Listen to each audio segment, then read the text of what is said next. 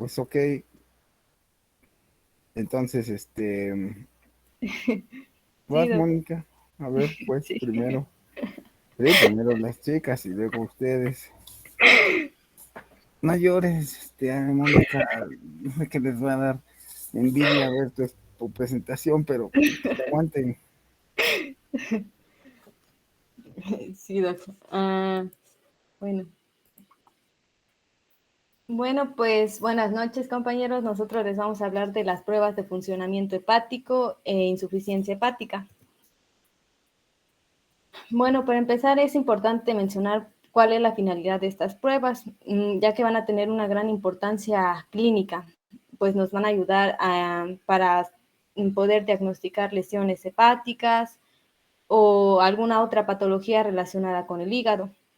Vamos a tener varias enzimas y pues cada una de ellas nos va a indicar algo diferente. Por ejemplo, un daño hepatocelular o necrosis o inflamación, pues vamos a ver una elevación en esas enzimas que podemos ver aquí, que más adelante se las explicaremos mejor.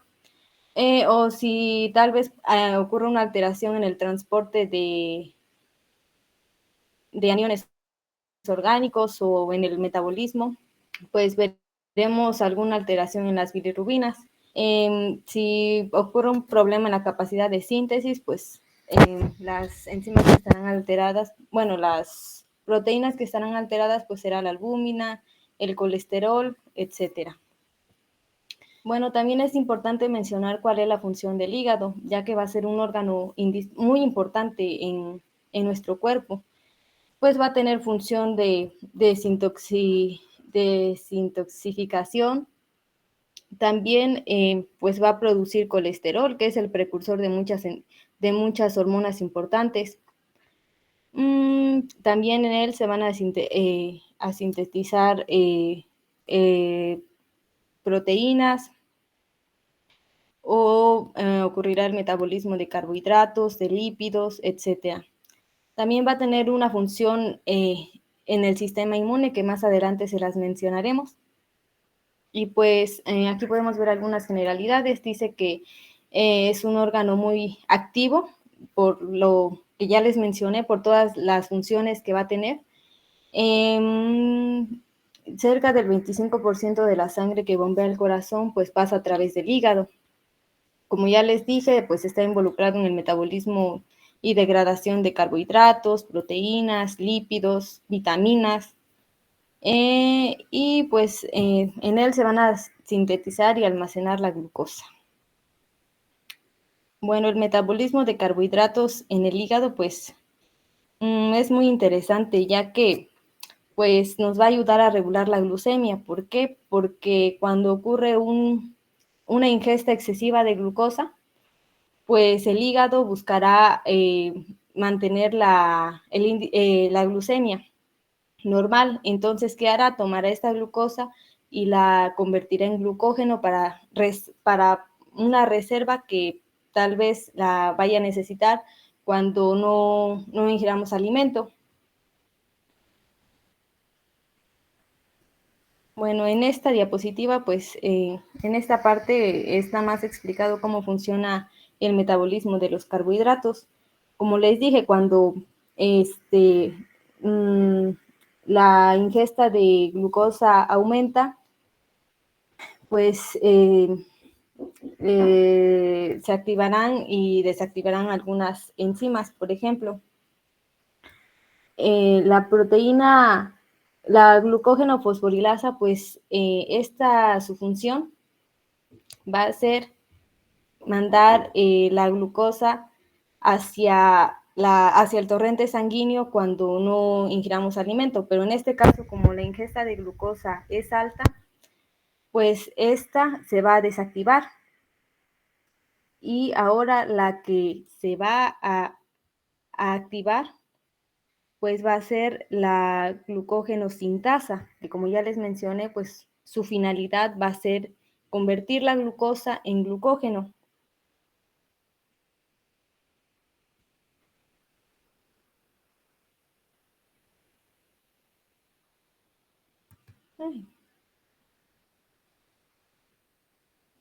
Bueno, ahora en el metabolismo de los lípidos en el hígado, pues en el intestino pues se van a observar los kilomicrones, aquí los podemos ver. Estos pues van a viajar por circulación linfática y después van a pasar a circulación sanguínea. Una vez que los kilomicrones están en la circulación sanguínea, pues van a pasar a los capilares de los diferentes tejidos, por ejemplo, del tejido adiposo, del tejido muscular. Y cuando pasan a través de los capilares de estos tejidos, pues aquí van a encontrar a una proteína llamada lipoproteína lipasa. Esta, digamos que digerirá los kilomicrones y pues va a liberar ácidos grasos y glicerol. Y al final va a producir kilomicrones remanentes, como aquí podemos ver. Después estos kilomicrones pues van a ser endocitados por el hígado y todos estos componentes pues van a ser utilizados para formar lipoproteína de muy baja densidad. Esta pues va a estar compuesta de colesterol, triglicéridos, fosfolípidos, etcétera. Después estas lipoproteínas de muy baja densidad pues van a pasar a la circulación sanguínea a través de la vena hepática y pues van a volver a llegar a los capilares y otra vez van a estar en contacto con la lipoproteína lipasa.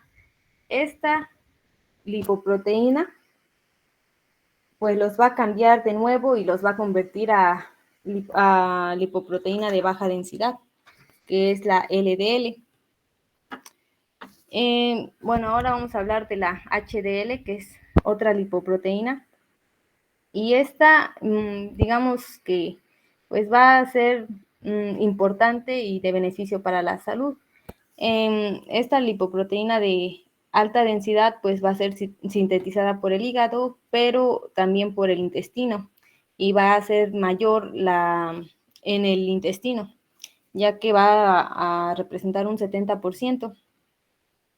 Esta lipoproteína pues no va a contener ni triglicéridos ni colesterol, digamos que va a estar vacía. Entonces, pues esta lipoproteína nos va a ayudar para transportar el colesterol sobrante. Y acá podemos ver, esta lipoproteína pues puede ser reconocida por los receptores de la LDL.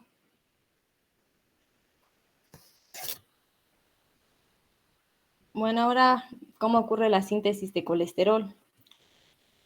Pues en la vía endógena, pues se van a necesitar dos acetil-CoA que se van a condensar y van a formar el acetoacetil-CoA con ayuda de esta enzima, la tiolasa. Después, la acetoacetil-CoA pues se va a condensar con otra acetil-CoA para formar un compuesto de 3 carbonos. Este es denominado como 3-hidroxi-3-metil-lutaril-CoA. Esto con la ayuda de la hidroximetil-lutaril-CoA sintasa. Después, esta molécula se va a reducir a mevalonato con ayuda de otra enzima llamada hidroximetil-lutaril-CoA reductasa. Y esta la señalé porque va a tener una gran importancia clínica, ya que a este nivel, a esta enzima, van a actuar las estatinas. Después nos quedamos en mevalonato.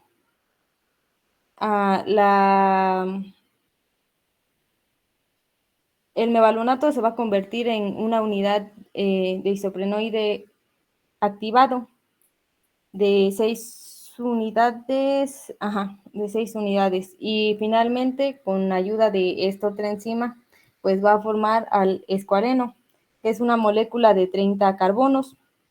Y pues este escualeno, por diversas reacciones, va a convertirse en lanosterol y finalmente el lanosterol nos dará como resultado el colesterol. Esta síntesis de colesterol pues sí va a ser un poco larga, En total son como 20 reacciones las que van a ocurrir. Esto, digamos, es de manera muy sintetizada, pero en sí, pues son varias reacciones las que van a ayudarnos en la síntesis del colesterol. Y pues esta se va a dar principalmente en el retículo endoplásmico de las células. Bueno, lo que les mencionaba, la función inmunológica del hígado. Pues para muchos el hígado no es un órgano linfoide. Sin embargo, recientemente se ha visto que pues tiene una gran importancia inmunológica, ¿no? Y de hecho, pues sus funciones nos lo dicen. Por ejemplo, nos ayuda a desintoxicarnos de fármacos, de otras sustancias que pues son nocivas para nuestro cuerpo. Y se ha visto cuando ocurrió cuando ocurrieron los trasplantes de órganos, pues sí fue como sorprendente ver cómo el hígado tenía mucha tolerancia a comparación de otros órganos como riñón, piel, páncreas, etcétera, ¿no?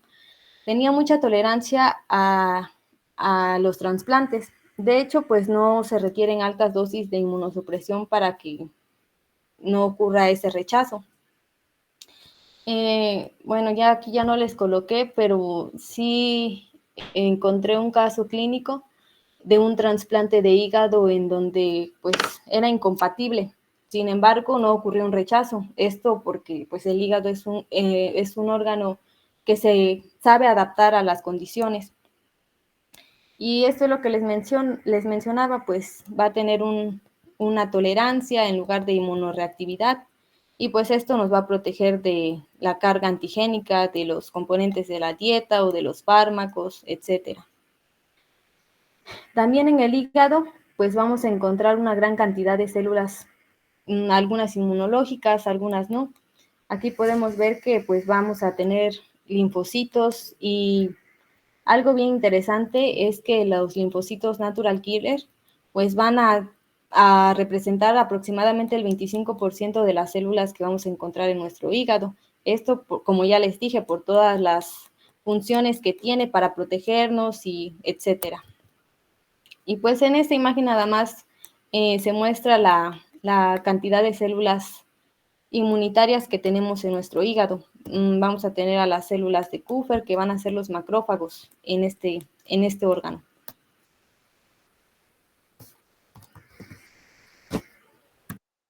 Bueno, continuando con los parámetros analíticos en la enfermedad hepática, estas pruebas hepáticas son análisis generalmente de sangre que van a representar una técnica no invasiva para detectar la presencia de alguna enfermedad hepática o para medir la gravedad y el proceso de las enfermedades hepáticas, así también como su respuesta a los tratamientos. Las concentraciones de algunas de estas sustancias sirven para medir la presencia y el grado de la inflamación hepática.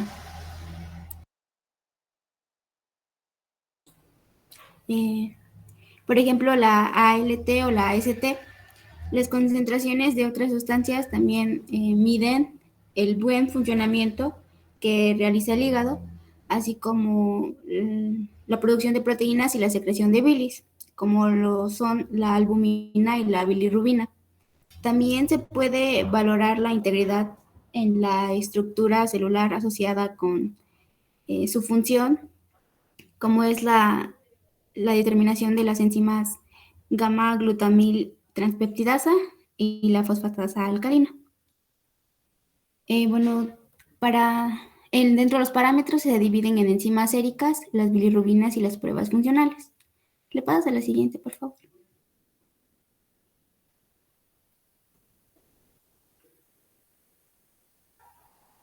Bueno, dentro de las enzimas séricas tenemos a las transaminasas, que de forma general las transaminasas, también conocidas como aminotransferasas, tienen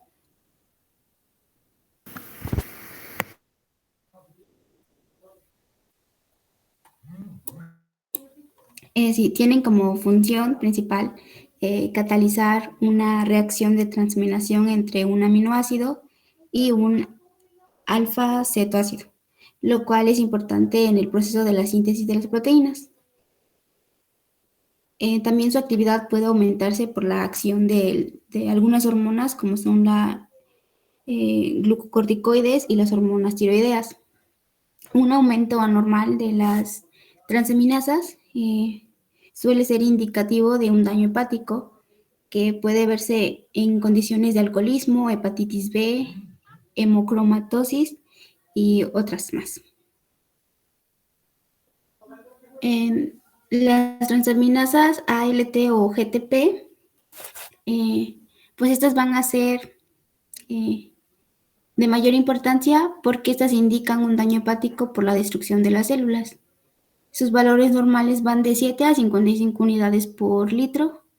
En los hombres va de 10 a 40 unidades por litro en los hombres y en las mujeres de 7 a 35 unidades.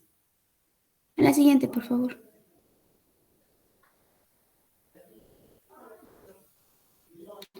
En la fosfatasa alcalina, los valores normales en esta prueba deben de ser en adultos de 44 a 147 unidades por litro y el rango normal en niños debe ser de menor a 350 unidades por litro. Los valores que se presentan elevados suelen ser indicativo de una ictericia obstructiva, neoplasias de las vías biliares o una cirrosis biliar primaria. La siguiente, por favor.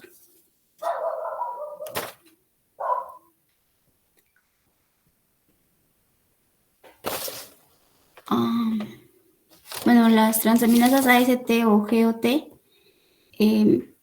llamadas transaminasa o aspartato aminotransferasa, esta es una enzima, como ya había mencionado, que se va a presentar en casos de lesión hepática, como pueden ser un infarto agudo al miocardio o la administración de ciertos fármacos. Sus valores normales van de 10 a 40 unidades por litro, en hombres de 8 a 40 unidades por litro y en mujeres de 6 a 34 unidades por litro. La siguiente, por favor. La gamma-glutamil transpeptidasa, su rango normal en sangre es de 6 a 28 unidades por litro, aunque puede aumentarse hasta las 61 unidades por litro en algunos casos. Y esto no va a ser indicativo de un problema. Los niveles moderadamente altos en sangre están entre los 138 a los 275 unidades por litro para hombres y de 95 a 190 unidades por litro en mujeres. Los niveles ya que se consideran muy altos y que son indicativos son los que llegan a los 275 a 550 unidades por litro en hombres y de 190 a 380 unidades por litro en mujeres. Su actividad suele aumentar en afecciones hepáticas como son las hepatitis virales, las mononucleosis infecciosas, las citomegalovirus, la obstrucción biliar y enfermedad alcohólica. En la diabetes también se presenta niveles altos de la gamma-glutamil transferasa y en algunos cuadros diabéticos se puede aumentar un 20%. La cirrosis hepática también es un indicativo cuando se tienen niveles muy altos y la pancreatitis también suele relacionarse con resultados altos de la gamma-glutamil transferasa. La siguiente, por favor. La 5-nucleotidasa, esta es una enzima microsomal y de membrana celular. Un aumento puede provocar en forma específica, puede ser provocada específicamente por la colestasis, ya que esta enzima no responde a otros mecanismos de inducción enzimática como son el alcohol o las drogas, y se encuentra en valores aumentados en pacientes con enfermedad hepatobiliar con obstrucción biliar intrahepática o extrahepática, en algunos casos también de carcinoma hepático y cirrosis biliar incipiente. Sus niveles son paralelos a los de la fosfatasa alcalina, pero no aumentan en la enfermedad ósea, ni en el crecimiento, ni está comprometida con el metabolismo de la mucosa intestinal. Cuando se presenta un aumento suele ser principalmente porque existe un mieloma múltiple o cáncer y también por eh, algunas drogas que suelen causar colestasis. Sus valores normales van a ir menor a 5 unidades por litro y hasta las 15 unidades por litro. La siguiente, por favor. La lactato deshidrogenasa o la LDH, también conocida como deshidrogenasa del ácido láctico. Esta es una enzima que se encuentra en casi la mayoría de los tejidos del cuerpo humano. Va a desempeñar un papel muy importante en la respiración celular, en el proceso en el cual la glucosa que proviene de los alimentos pasa a convertirse en energía para la utilización de las células. La elevación de la concentración plasmática de la LDH puede encontrarse en una gran variedad de procesos, como son las infecciones o las inflamaciones sistémicas, las lesiones musculares, hemólisis, tromboembolismo o neoplasias malignas. Sus niveles elevados van a hacer respuesta a un daño celular y sus valores normales oscilan entre los 122 a los 222, a los 222 unidades por litro, pero puede variar también a 140 unidades por litro a 280 unidades por litro. La siguiente, por favor. En la bilirrubina sérica se van a dividir en bilirrubina conjugada y no conjugada. La bilirrubina no conjugada, también conocida como indirecta, esta procede de la destrucción de los hematíes maduros, de la eritropoyesis ineficaz y el catabolismo de las proteínas tisulares. Esta bilirrubina que se forma en las células reticuloendoteliales, principalmente que en los órganos como el hígado y el vaso, son insolubles en agua y se precisa a unirse a la albumina para ser transportada por la sangre hasta el hígado. Esta bilirrubina es liposoluble, por lo que cuando aumenta no ocasiona coluria en la orina. Esta se ve aumentada en la ictericia fisiológica del recién nacido, también aumenta en cirrosis hemolíticas, que son las enfermedades sanguíneas que cursan con una destrucción generada de los hematíes, la hemoglobinuria, la anemia hemolítica, la ictericia neonatal, como ya mencioné, la politemia, y de igual forma se ve aumentada por un déficit de la conjugación, como en la enfermedad de Gilbert y en la de Crigler-Najjar, así como en el paludismo, septemias y la reabsorción de sangre por hemorragia ictérica. Sus valores normales son de 0.2 a 0.8 miligramos por decilitro. La bilirrubina indirecta es también conocida como la diferencia entre la bilirrubina total y la bilirrubina directa. En la siguiente, por favor.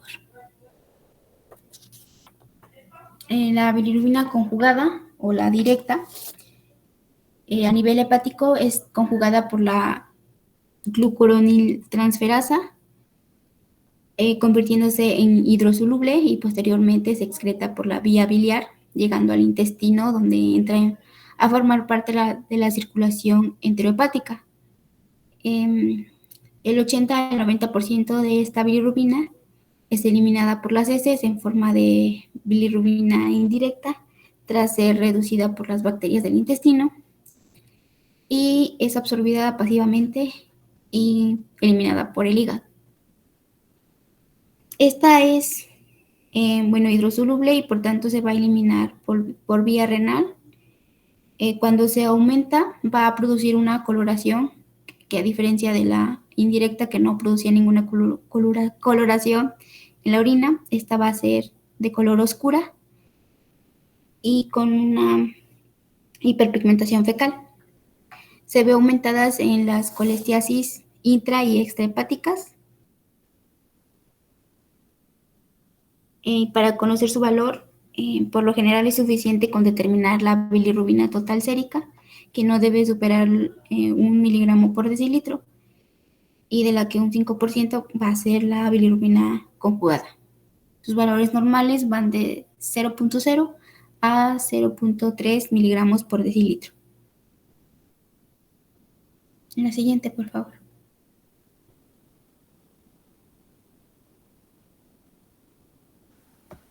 En las pruebas de función hepática tenemos al test de bromosulftaleína.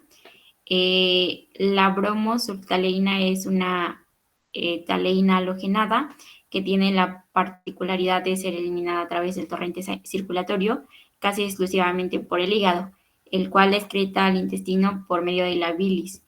La bromosulftaleína se administra por vía endovenosa y se une rápidamente a las proteínas plasmáticas, especialmente a la albumina. Las células hepáticas van a captar selectivamente a los colorantes y las van a separar de la albumina. La bromosulftaleína va a atravesar de esta forma las microvellosidades del polo sinusoidal del hepatocito, y ya en el interior de la célula hepática es conjugada parcialmente con la cisteína-glicina y el ácido glutámico.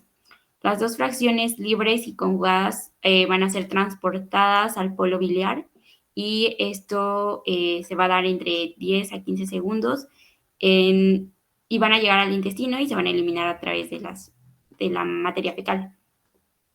Se entiende por aclaramiento hepático de la bromosulftaleína al porcentaje de volumen total del plasma que el hígado puede depurar de la bromosulftaleína en la unidad del tiempo, generalmente es 1 minuto.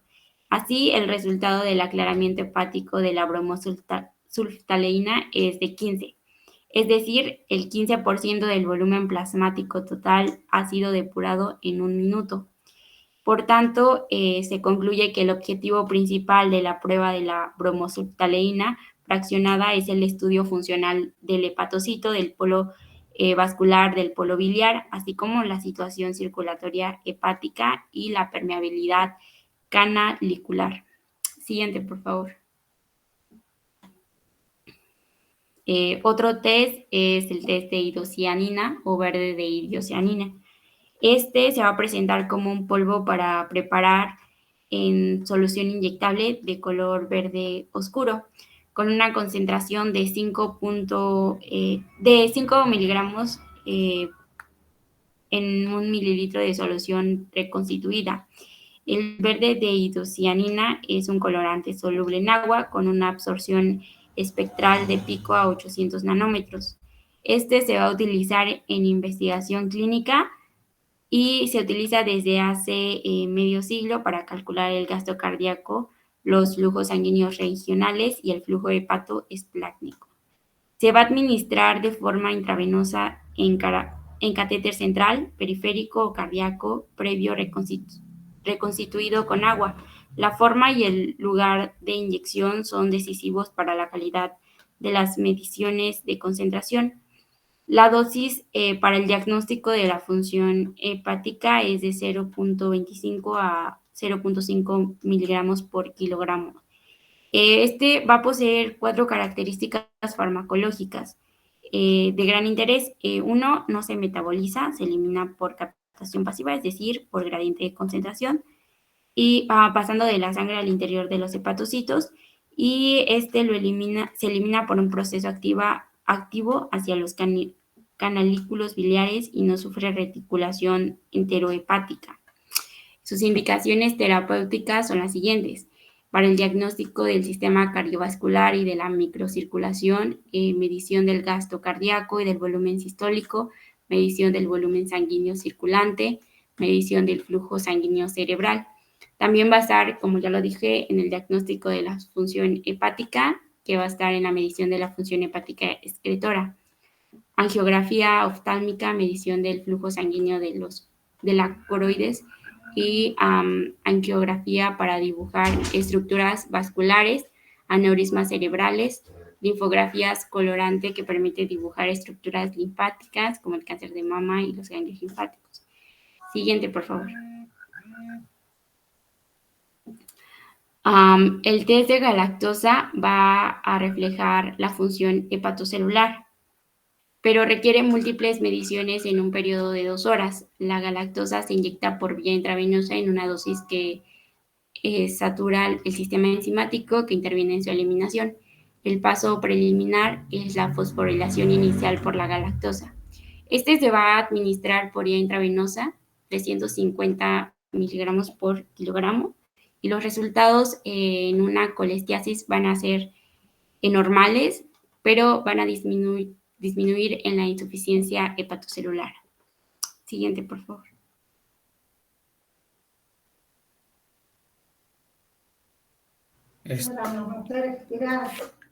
Continuamos con las enfermedades hepáticas.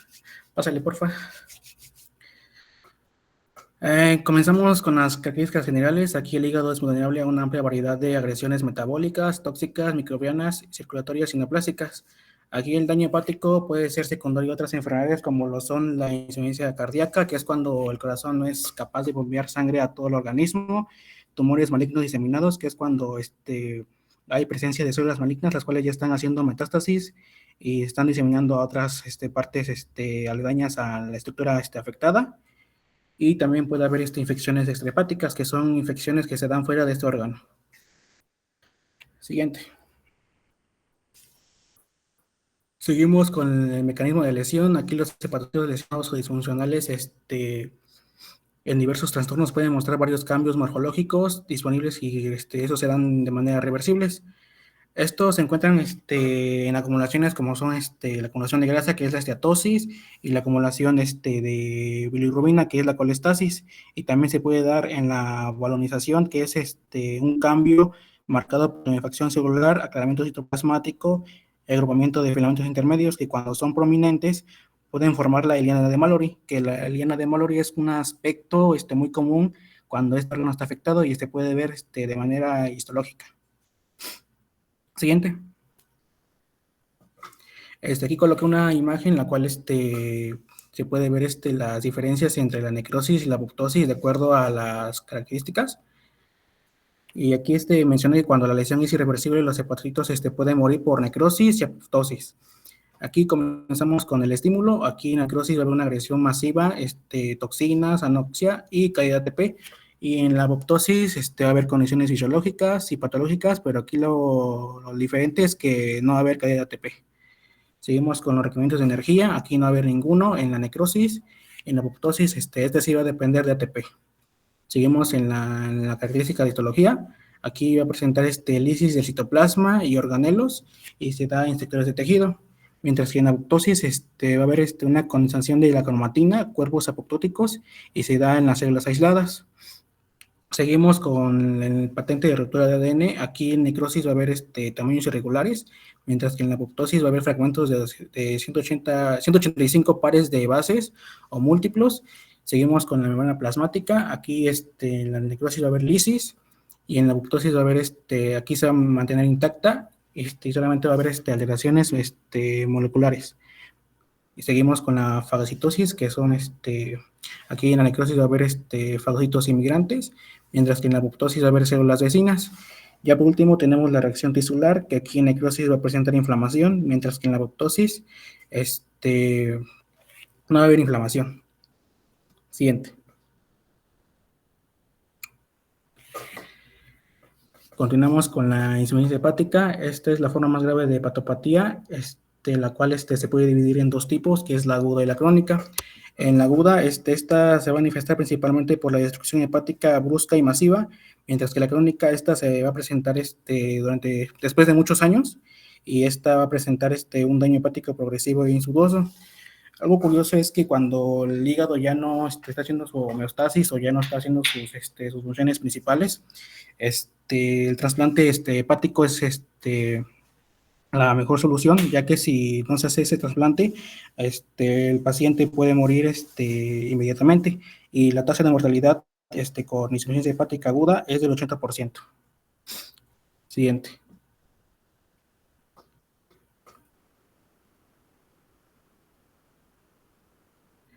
Aquí tenemos la insuficiencia hepática aguda. Esta se define como una hepatopatía asociada a encefalopatía y coagulopatía que ocurre en las 26 semanas posteriores a la lesión hepática, en ausencia de una hepatopatía persistente. Aquí, por lo general, el síndrome se manifiesta en las primeras 8 semanas posteriores a la lesión, y dentro de esta semana de 26 semanas es útil conocer el intervalo desde el inicio de los síntomas hasta ya como tal la insuficiencia hepática, y eso nos puede dar como un apoyo para diagnosticarlo de manera adecuada. Esta insuficiencia hepática suele ser provocada principalmente por fármacos o toxinas, y esta puede ser, se puede presentar como una necrosis hepática masiva, y entre las causas más comunes de esta afección, las afecciones más infrecuentes las alteraciones en flujo sanguíneo, trastornos metabólicos, neoplasias comúnmente como lo son la leucemia, linfoma, cáncer de mama y cáncer de colon. Siguiente. Aquí tenemos su morfología y sus características clínicas. En la morfología, aquí puede ir acompañada de necrosis hepática masiva, como ya lo mencioné. Aquí el hígado va a estar afectado, pequeño y está retraído, y también en ocasiones se puede dar de manera infrecuente. Aquí en las características clínicas, estas se van a iniciar principalmente por náuseas, vómitos e ictericia, seguida de una encefalopatía, la cual es potencialmente mortal, y defectos de la coagulación. Aquí las transaminasas hepáticas séricas están marcadamente elevadas. Aquí el hígado se hipertrofia inicialmente por la tumefacción de los hepatocitos, los infiltrados inflamatorios y el edema. Sin embargo, a medida de que se destruye el parénquima del hígado, reduce su tamaño. Después hay una disminución de estas transaminasas séricas debido a la disminución de hepatocitos. Esto comúnmente no es un signo de mejoría, al contrario, esto da una indicación de que hay un fracaso multiorgánico a nivel del órgano, y si no hay un trasplante de este órgano como tal, la persona muere.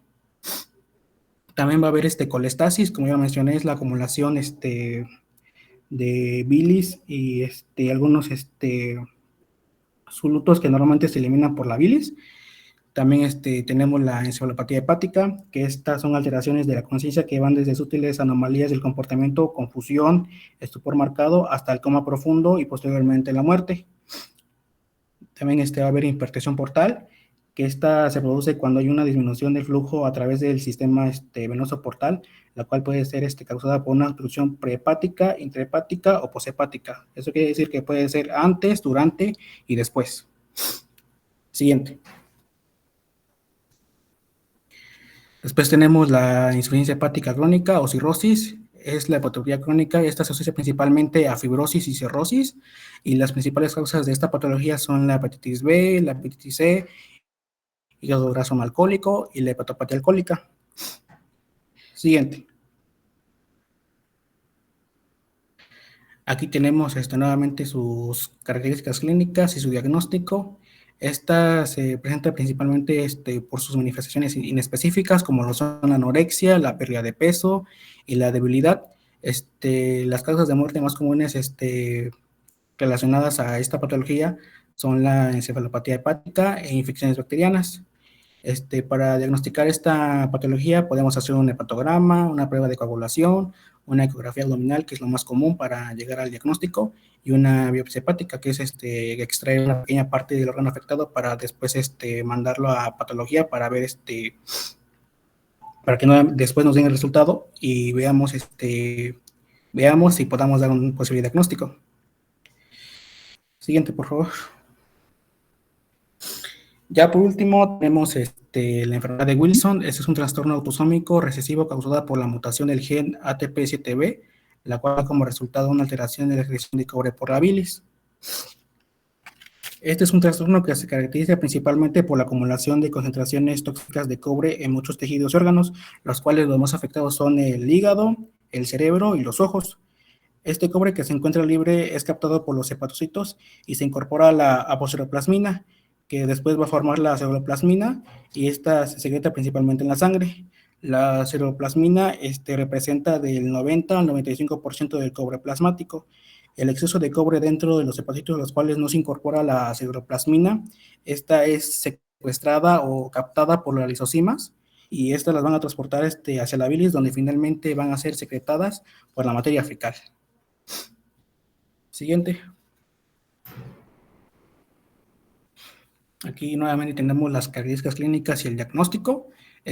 Aquí en las características clínicas va a haber cansancio, pérdida de apetito o molestias abdominales. También va a haber postura normal de brazos, piernas, dificultad de rigidez y movimientos lentos. También va a haber alteraciones del habla, tartamudeo y temblores. Y también va a haber anillos de Kayser-Fleischer, que los anillos de Kayser-Fleischer son es un signo y un aspecto muy característico, muy común, que se da principalmente en la zona de los ojos, que es la acumulación de cobre en la zona antes mencionada.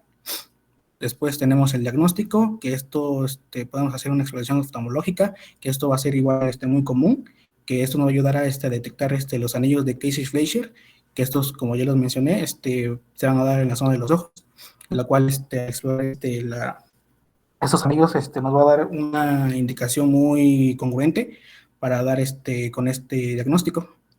Después tenemos el examen físico y por último tenemos el examen de ceruloplasmina, que es igual lo más común, cobre sérico y examen de orina. Siguiente.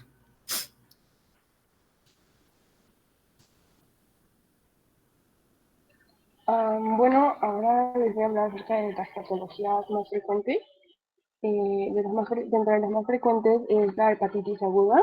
Es la más común en niños. Es una inflamación del hígado y puede tener diferentes causas. Puede ser por una infección o una intoxicación por medicamentos o por sustancias. Este tipo de enfermedades se contrae a través de agua o alimentos contaminados y normalmente es por la vía oral o fecal y no daña al hígado de forma permanente. Hay los principales agentes infecciosos de los virus de la hepatitis son virus A, B, C y D, pero en este caso el principal es el virus A. Se caracteriza por inapetito, malestar general, náuseas y vómitos, fiebre, dolor en el cuadrante superior derecho del abdomen.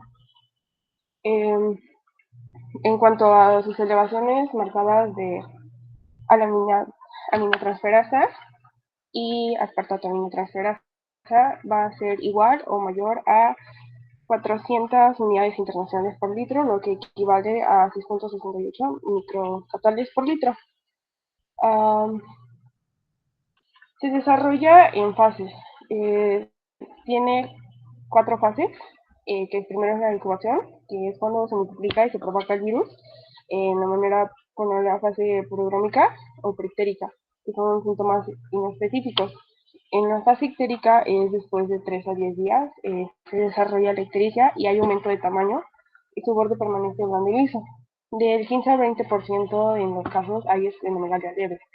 La ictericia se eleva de 1 a 2 semanas y su recuperación es de 2 a 4 semanas, la ictericia desaparece. Las pruebas de laboratorio sugieren que hay una hepatitis aguda cuando las concentraciones de aminotransferasa y aspartato aminotransferasa son mayores a 1000 unidades internacionales por litro. Siguiente, por favor. Otra de las más comunes es la hepatitis crónica, que en algunos casos en la hepatitis B, C y D pueden formarse en crónicas. Se define como una inflamación del hígado que se prolonga mayor a 6 meses. La mayoría de las personas comúnmente no presentan síntomas, pero padecen trastornos En este caso sería el malestar general, la falta de apetito y el cansancio. Casi en todas las alteraciones hepáticas hay inapetito, cansancio e ictericia. La hepatitis crónica puede llegar a volverse en una cirrosis y finalmente en un cáncer de hígado o en una insuficiencia hepática. A veces es necesario realizar biopsias para confirmar el diagnóstico, pero generalmente se diagnostica en función de los resultados de los análisis de sangre. En la hepatitis crónica, la aspartato-aminotransferasa se encuentra de 8 a 3 unidades por litro y la aspartato-aminotransferasa de 4 a 36 unidades sobre litro. Normalmente es provocada por problemas autoinmunes, anatomías patológicas, por medicamentos o por criptogenética. Hay una inflamación y necrosis en las cuales pueden llegar a ser reversibles si se lleva un buen tratamiento. La fibrosis igual puede ser reversible en pacientes que no han desarrollado fibrosis. Se puede llegar a desarrollar esplenomegalia, eritema palmar, hipertensión portal, sangrado varicoso, ascitis, encefalopatía y deshidratación. Las causas más frecuentes de hepatitis crónica son, bueno, ya lo había mencionado anteriormente, la hepatitis C, B, el hígado graso, que no es necesariamente que se haya consumido alcohol, y virus de la hepatitis C en cerca de 60 a 70% de los casos es la causa de hepatitis crónica y el 75% de las hepatitis C agudas se llegan a volver crónicas. Igual otros dos alteraciones hepáticas que llegan a ser muy importantes es la cirrosis hepática. Se estima que alrededor de 25,000 personas en México mueren al año por cirrosis y que es la quinta causa de mortalidad. La fibrosis hepática es una distorsión de la estructura. Normalmente se crean nódulos rodeados por tejido fibroso denso. En este caso es una respuesta a la lesión y pérdida de regulador de crecimiento. Esto llega a provocar una hiperplasia y hepatocelular y angiogénesis. Algunos de los síntomas llegan a ser distensión abdominal, ictericia, edema, tractitis, sangrado frecuente de la nariz o de encías. Su diagnóstico es a través de hepatogramas, ecografías y a veces se necesitan biopsias y pues se puede evitar en pacientes que tengan cirrosis el alcohol y sustancias hepatotóxicas. En ocasiones, cuando la cirrosis es terminal, es necesario un trasplante de hígado. Y otra patología es la hepatitis autoinmune. En esta hay una interacción de respuestas inmunes del sujeto, en la cual se destruyen células hepáticas y eso va a provocar una inflamación del hígado. El brote crónico va a provocar una fibrosis y la fibrosis va a provocar una cirrosis o una insuficiencia hepática. Esta es más frecuente en mujeres. Inicia como una hepatitis aguda, pero eso normalmente en la etapa infantil o juvenil. Pueden llegar a sentir síntomas o en ocasiones no. Cuando hay síntomas, los más frecuentes son cansancio, falta de apetito, ictericia y alteración en la menstruación. Y algunos de los estudios que se realizan es de transaminasa elevada, debido a que es como un tipo de hepatitis aguda. Y estudios de inmunoglobulinas. Normalmente la que se encuentra elevada es la inmunoglobulina G y su tratamiento es con dieta saludable. Hay que suprimir el alcohol y normalmente es con corticosteroides o con inmunosupresores y la curación de la hepatitis autoinmune es muy rara.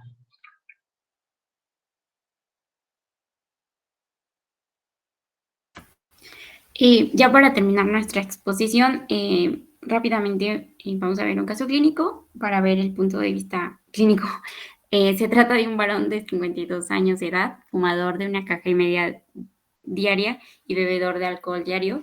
presenta antecedentes de probable hepatitis B en la adolescencia, alimentación deficiente en cantidad y calidad, con adoncia parcial, pérdida de peso de 11 libras en los últimos 12 meses. Es remitido para estudios de ictericia. En su historial de salud familiar no existen antecedentes personales o familiares de interés. Siguiente. El paciente refería a un cuadro de 2 semanas de evolución antes de su ingreso al servicio de urgencias del hospital, con malestar general, náuseas, vómito, astenia y anorexia, distensión abdominal progresiva, edema en extremidades inferiores e ictericia cutáneo mucoso. Refería asimismo fiebre de 38.8 grados centígrados y en la última semana sin síntomas guía de focalidad infecciosa, por lo que se automedicó en forma inicial acetaminofén. Se ignora la dosis y al no mejorar, pues acudió al médico, quien prescribió quinolonas y antiinflamatorias durante 7 días y también se ignora la dosis. Siguiente, por favor. En la exploración física se mostraba un paciente hemodinámicamente estable, febril, con ictericia mucocutánea franca, arañas vasculares en la región torácica, hepatomegalia dolorosa de 4 centímetros, ascitis grado 2 y edemas moderados en extremidades inferiores. A las 24 horas después de su ingreso presentó bradisiquia, lentitud psíquica del pensamiento, lenguaje incoherente, hipertonía e hiperflexia, estupor o que avanzó al estado de coma, presencia de hemoptisis, epistasis y sangrado café oscuro y sangrado en sitios de punción, con equimosis en diversas partes del cuerpo. Siguiente, por favor. Al ingreso del servicio de urgencias destacaban las siguientes alteraciones. El paciente presentaba hiperbilirrubinemia, hipertransaminemia, elevación de gamma-glutamiltranspeptidasas, fosfatasa alcalina. La fosfatasa alcalina estaba en 191 unidades sobre litros, cuando debería estar entre 44 y 147. Presentaba hipoprotrombinemia con un tiempo de protrombina de 27%, tenía anemia macrocítica con un hematocrito de 25% y un volumen corpuscular medio de 108. Tenía una leucocitosis de 14.900, el 18% de ellos eran linfocitos y el 92% eran neutrófilos, y tenía una trombocitopenia marcada de 35. Siguiente, por favor. El paciente presenta hemoptisis severa con necesidad de abordaje de la vía aérea y ventilación mecánica. Cursó además con acidosis metabólica y refractaria a tratamiento, presentando bradicardia sin respuesta a tratamiento, llegando a asistolia sin respuesta a maniobras de reanimación avanzada. Y como tratamiento, siguiente.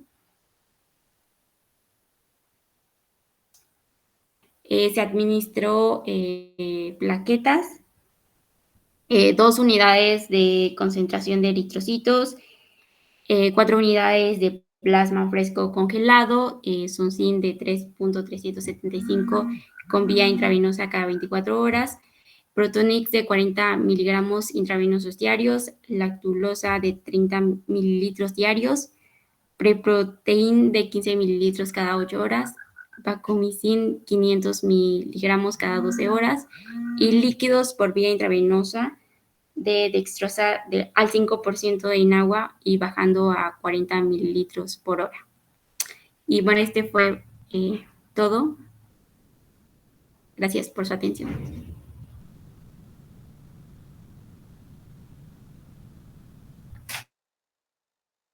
Ok, chicos, muchas gracias. Bueno, antes de que nos vayamos rápido, les voy a hacer 2 comentarios muy breves a la exposición de sus compañeros. Porque esto les va a servir, chicos. A ver, una persona saludable, por lo demás, que no fuma, que no toma, quién sabe, seguramente son estudiantes de medicina y que hace ejercicio, bueno, y no fuma y no toma y de repente llega con ustedes, oiga doctor, quiero hacerme un chequeo. Y le hacen unas pruebas de función hepática porque se consideran un estudio de rutina y resulta que las transaminasas están elevadas. ¿Qué le preguntarían a esta persona? ¿Pensaríamos luego en que hay una enfermedad hepática? Solo porque las pruebas de función hepática, que las más comunes, chicos, van a ser transaminasas, lo que van a pedir, o lo que les van a reportar los laboratorios. Tengo transaminasas elevadas. ¿Cuánto? Probablemente entre 2 veces el límite superior normal. ¿Qué me preguntarían?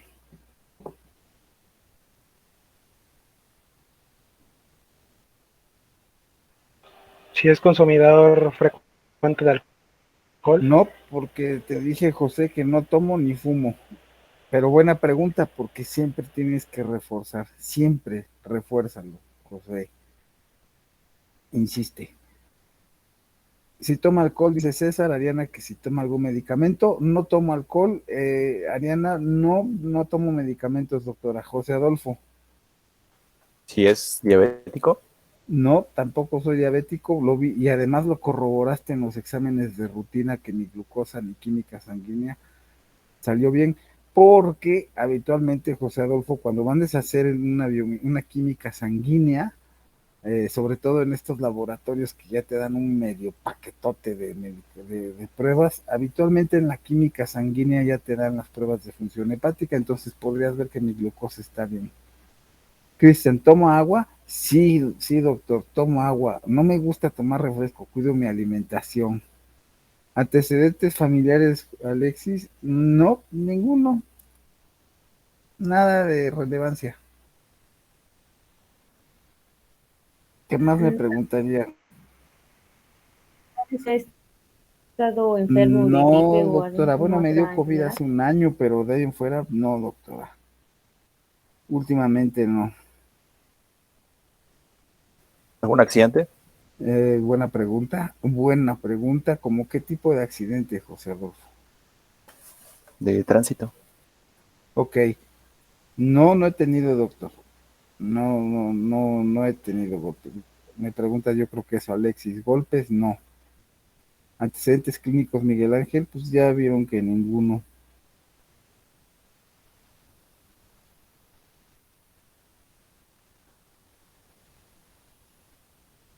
Miren, chicos. Voy. Siempre pregunten a una persona aparentemente sana y por el resto de la química sanguínea que realmente es una persona sana y de repente llega sin ninguna otra molestia, llega por un chequeo y si acaso les dice, fíjese doctora que pues sí como que me siento un poco cansadón. Buena pregunta, Cristian. ¿He viajado? No. Si lo estás pensando porque viajé a alguna zona endémica por algún tipo de bicho, buena pregunta, buenísima pregunta, pero la respuesta es no. Algo todavía más común, porque es común que viajen a Cancún, ustedes millonarios, que viajen a Cancún, que vayan a, no sé, ¿no? A Oaxaca, Huatulco, Veracruz, no sé. Pero a esta pregunta que se refiere Cristian sería como que ir a zonas más endémicas, por ejemplo, de chikungunya o de Zika, ¿no? De que nos puede dar. Pero no, chicos, hay algo que es todavía mucho más común que viajar. Esto, chicos, que les estoy planteando es algo muy común, extremadamente común en las personas que empiezan a hacer ejercicio. Sí, es lo que estaba empezando a ver. Bueno, estaba investigando un poquito. Sí, el Estabas ejercicio pensando, extenuante. claro, exactamente, José Yair. Entonces, ¿dónde vamos a ver eso? ¿Cuándo vamos a ver eso con mayor frecuencia?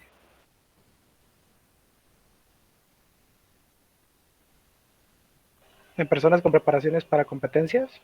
No, porque el que se prepara para una competencia, José Yair, lleva un entrenamiento. Igual, Miguel, el deportista ¿Es lleva un fisiculturista? entrenamiento. El fisicoculturista, Mónica, lleva una disciplina, lleva un entrenamiento, pero ahí la llevan, ahí la llevan, ahí la llevan. Esto lo vamos a... El que lleva una semana en el gym. Exactamente, Edwin, ¿y eso cuándo ocurre? Los que quieren un globo up en 2 días. Inicios de año. Exactamente, José Yair. Entonces, nosotros como médicos tenemos que estar preparados y pensar ¿Qué es lo que estoy viendo dependiendo de la temporada del año? Así como nos acostumbramos a pensar que en las temporadas invernales vamos a ver chamacos moquientos, bueno, tenemos que pensar que en febrero y marzo vamos a pensar, no nos tiene que sorprender una biometría, una química sanguínea con pruebas de función hepática elevadas. Pero esto es lo que les dije, soy una persona saludable, oiga, y empezó a hacer ejercicio, sí, porque es mi deseo, ¿cómo se llaman estas cosas? Mi propósito de año nuevo. Ok, no importa el tipo de ejercicio, chicos, podríamos pensar que esto se asocia más con los que van al gimnasio. No, la verdad es que no. A mí me ha tocado ver a varios pacientes que dijeron, a partir del próximo año voy a hacer ejercicio. Y entonces se compran un balón de básquetbol y encuentran una cancha ahí medio firulera, y ahí en un barrio, y empiezan a canastear, y entonces compran de tenis y ponen a cascarear como locos. Bueno, chicos, todo este desgaste de músculo, ¿qué es lo que sucede cuando yo hago un entrenamiento al que no llevo la disciplina de cualquier deporte? Claro, César, la creatinina es una de las proteínas musculares. ¿Cuál otra? ¿Qué otra proteína hay abundantemente en el músculo?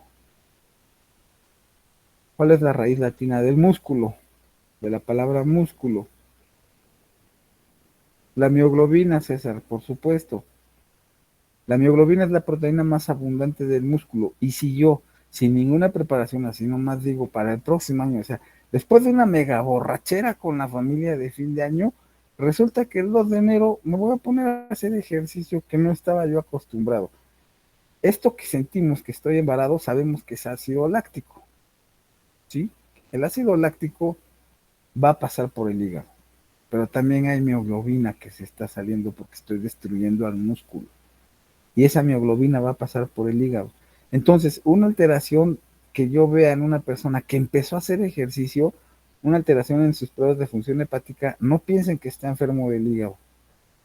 Es un evento hasta cierto punto esperado y tenemos que tranquilizar a nuestro paciente, pero nosotros tenemos que saber, a ver, mejor es más fácil orientar a mi paciente y decirle cómo tiene que empezar a hacer el ejercicio y explicarle por qué.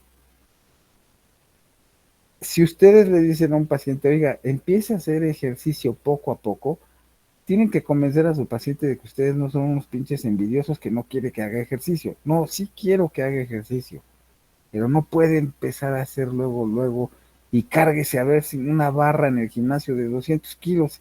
O sea, las hernias de disco no importan, lo que importa es que usted quiere estar bien mamey dentro de 2 semanas para unos 15 años. No, olvídese, eso no va a pasar. Han escuchado ustedes, y si no lo han escuchado, lo van a escuchar más o menos unas 358.627 veces en su vida profesional, que el ejercicio debe ser moderado, 30 minutos al día, por lo menos 3 veces a la semana. Si ustedes son una persona diabética de 70 años, no lo van a poner a correr en el parque. Sprint es trotar. Así es como se tiene que adaptar mi cuerpo al ejercicio.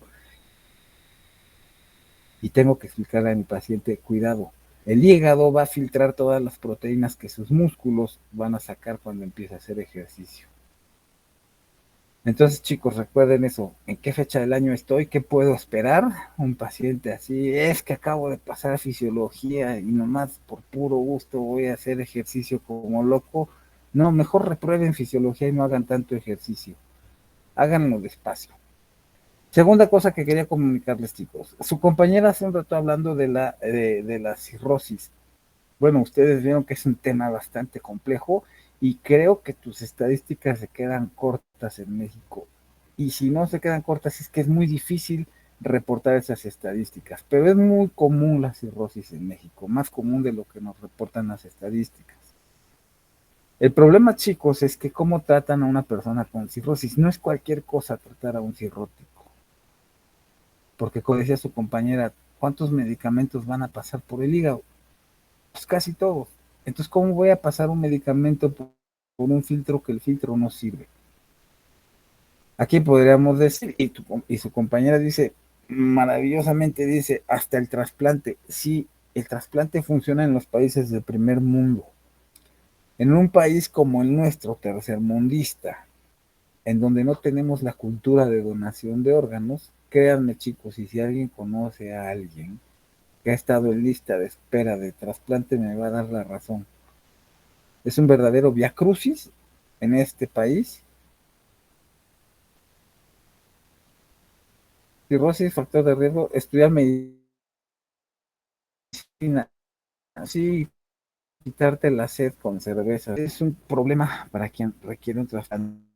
Y todo porque, chicos, algún día se van a dar cuenta cuando estén en los hospitales, cuando estén ejerciendo, porque simplemente no tenemos la cultura de donar órganos. Esta cultura tiene muchas causas y no vamos a discutirlas porque la mayoría de ellas tienen tintes o matices religiosos. Pero el problema es que no estamos acostumbrados a donar órganos. Y esto, chicos, conlleva un dilema ético muy fuerte. La donación de órganos es un dilema ético y moral, ético y moral, que espero que cuando lleven bioética lo platiquen, lo comenten. Pero si no, lo platicamos la próxima semana. Bueno, la próxima semana pasarán algunos de sus compañeros. Chicos, entonces piensen, echarse sus alcoholes es bueno, pero nada en exceso. Verán a muchos pacientes cirróticos en su vida profesional, chicos. Muchos. Y una de las cosas más absurdas de la medicina, de esta profesión que ustedes escogieron, es que muchas veces verán pacientes y saben lo que les da a su paciente. Y saben cómo se va a deteriorar a su paciente y saben que no hay nada para su paciente. ¿Cuál será el tratamiento para el tratamiento cirrótico? Depende del estadio de la cirrosis en la que encuentres a tu paciente, Miguel. Pero realmente muchas veces, por lo menos en México, cuando ya acudimos al médico en etapas muy avanzadas, el tratamiento simplemente es, como dices, terminal paliativo, Miguel. No hay nada que hacer, porque puedes disponer de muchos medicamentos. Sí, César, la próxima clase vas a exponer, por favor. Pero no puedes dar tantos tratamientos si el órgano que filtra esos medicamentos no sirve.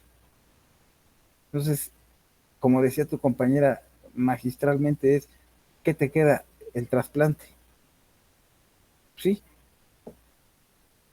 pero pues, no hay hígados. Es que en la bibliografía que consulté recalcaba el trasplante. Sí, Miguel, pero si tú vieras cuántos órganos, cuántos hígados disponibles hay para los miles de pacientes con cirrosis, en medicina, chicos, tenemos que saber lo que es lo correcto, que eso es la medicina basada en evidencias, y lo que es lo que tienes, que es la medicina basada en existencias. Esa es una brecha gigantesca que tenemos. Una cosa es lo que dice la literatura, la realidad es otra. Y eso les va a tocar, chicos. Es lo malo, sí, es lo malo, Mónica. Ok, chicos. Los dejo, me dio mucho gusto estar con ustedes. Nos vemos el lunes. Pasen buen fin, otro puente que ahí viene ya para ustedes. Acaban de terminar uno y viene otro, no sé qué, por qué, pero bueno. Cuídense mucho, chicos. Igualmente, Nos doctor. vemos la próxima. Gracias, chicos. Gracias, Mónica, César. Hasta luego, Doc. Buenas noches.